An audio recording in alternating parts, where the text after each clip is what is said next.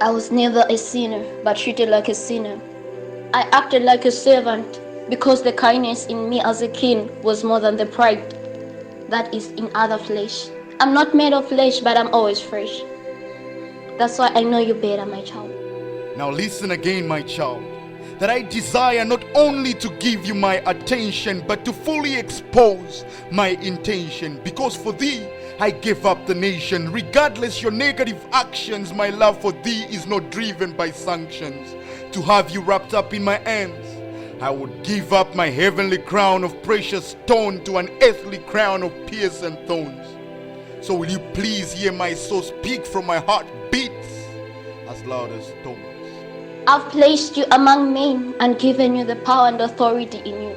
But all you do is sit and hide the authority in you. I watch because I see everything.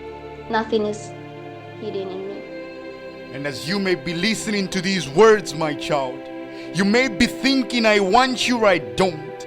That is so shallow and temporal. I need you internally and evermore no friction.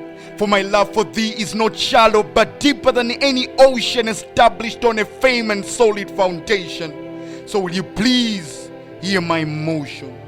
Because for you, my child, I laid down my pleasures and treasures. Beauty is in the eyes of the beholder.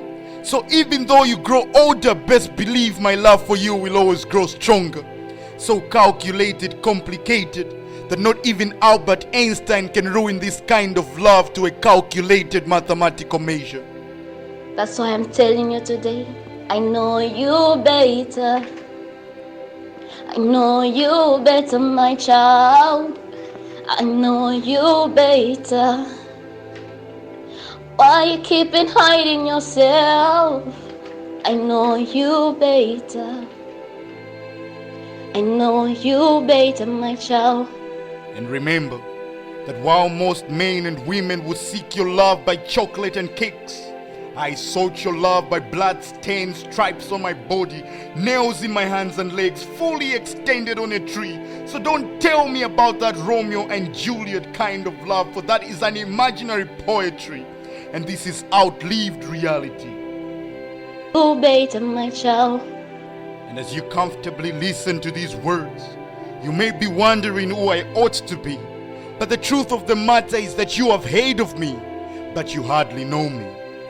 Because even though I have written 66 books to prove how much I love thee, daily you choose to ignore me. It may be hard to step out, but I did it as your Lord. I dropped my throne to save you.